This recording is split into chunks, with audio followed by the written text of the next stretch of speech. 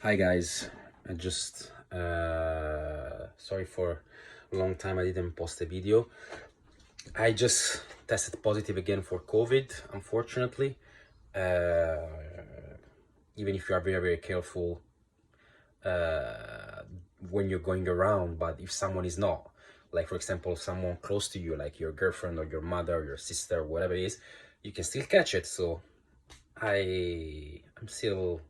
I tested positive for COVID last Wednesday, the 23rd of March, and here are all my positive tests. So look at how many they are. So 1, 2, 3, 4, 5, 6, 7, 8, 9, 10, 11, 12, 13.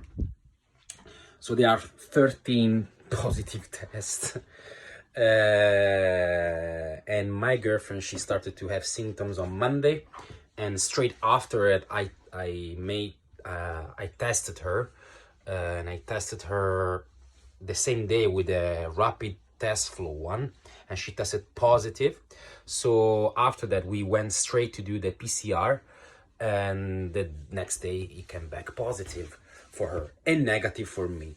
But 2 days later, here we go, I started to test. I didn't have symptoms, but I started to feel just a little bit woozy and weak, and I just tested myself with the lateral flow one test, and I tested positive.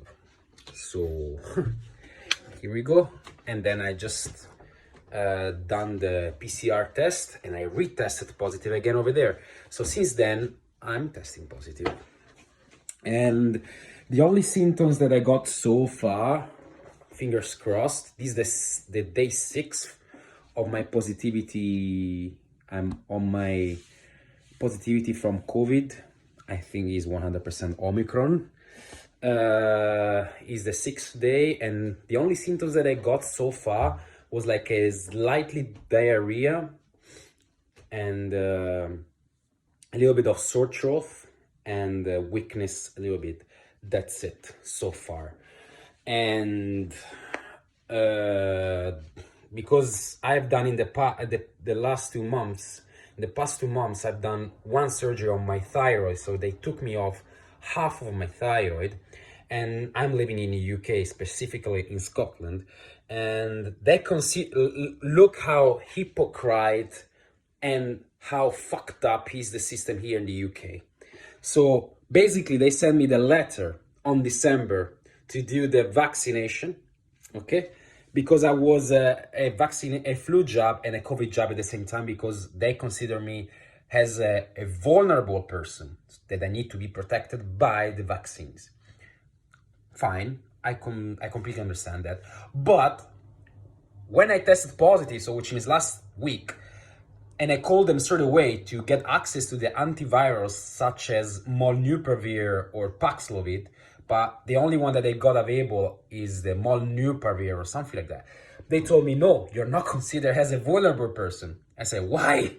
Why I'm not considered like that? Like 2 months ago, I was considered as a vulnerable person, and right now not. And right now not. That's so strange. And I just kept to chase them up, and they told me they never come back. They came back to me only once, and they told me, yes, you have been granted to get access to the antiviral. And 1 hour later, they called me and told me, no, you're not considered as a vulnerable person. What the fuck? Fuck NHS, you know what I mean? Fuck you, NHS.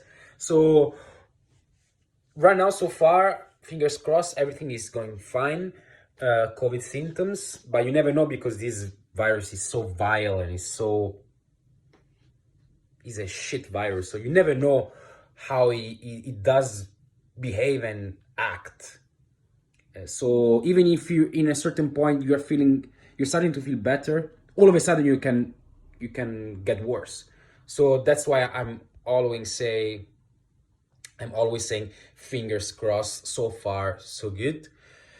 But this is the behavior of the system, and specifically from the health system here in the UK, that one time they consider you vulnerable, and then 2 months later they don't consider you vulnerable anymore. They consider you vulnerable only to give you the vaccines, but not to get access to the antivirals. You know why?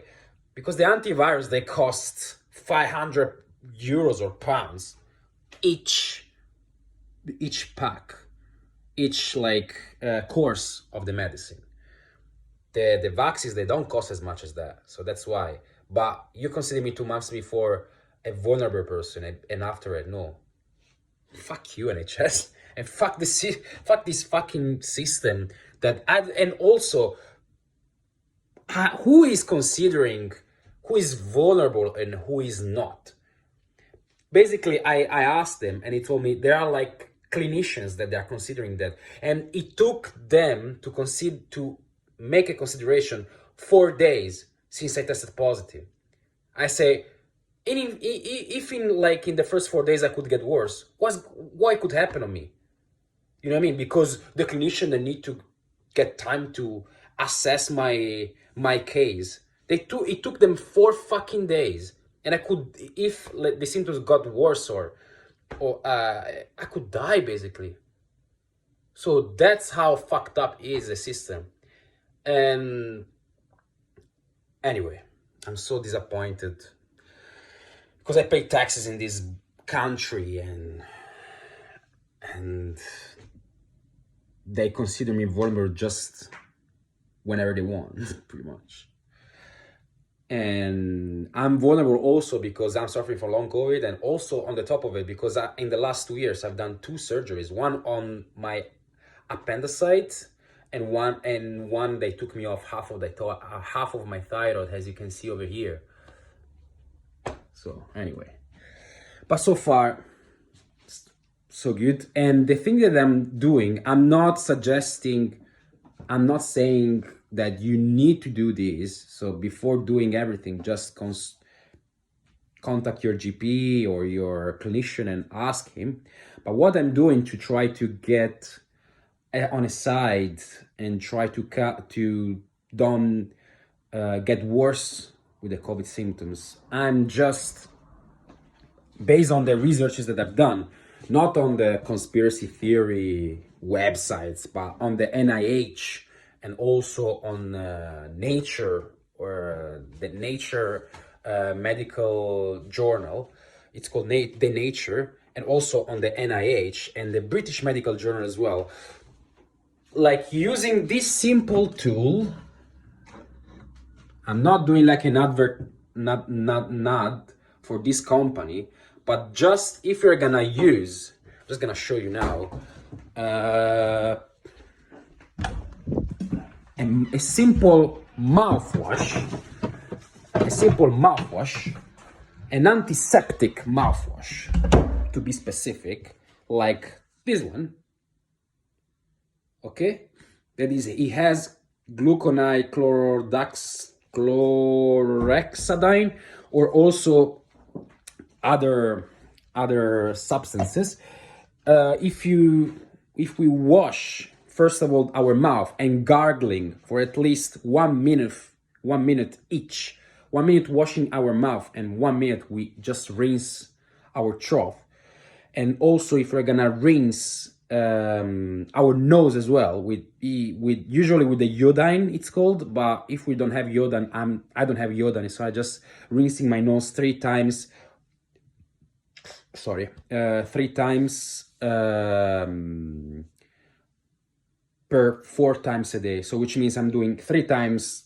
I'm just rinsing 3 times my nose, for 4 times a day, with salty water. And if we're doing this process 4 times a day, 3 times a day, they said I'm just doing it 4 times a day. Basically, just reducing the viral load. And if you're reducing the viral load, in somehow you can reduce also the severity of the symptoms. They done like such a research in Brazil last year, in São Paulo. And they basically found out that the people that were positive with the PCR, with COVID, that were doing this process, they were less likely to be hospitalized. And they only got sort of mild symptoms. But do your own research. That's what I'm doing on my personal body. I'm not suggesting you to do this. I'm just letting you know what I'm doing. And also on the top of it, I'm just getting as much vitamin D as possible from natural sources, because the last few days here in the UK, at least in Scotland, were like amazing days, sunny days. And I just stay in front of my window with the open window and catch the sun as much as possible.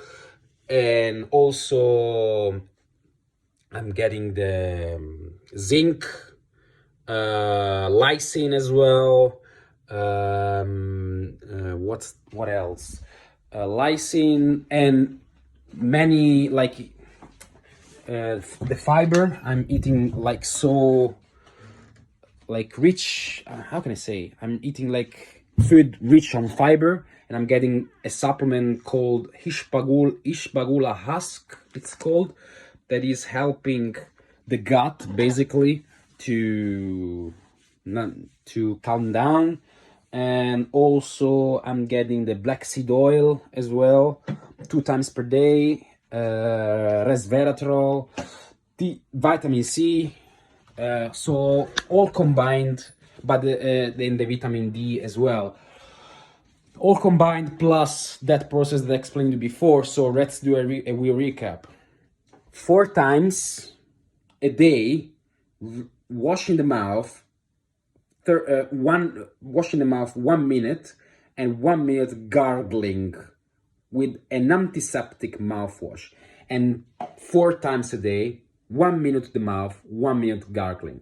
And then rinsing the nose 3 times per 4 times a day. So which means 1, 2, 3, and then 4 times a day doing this process with salty water. Basically, what the virus is how it can get access, the virus, through the mouth and through the nose, basically. So if you have been in contact with someone that is positive, and you know that is positive or is showing or displaying any symptoms, that's the best thing that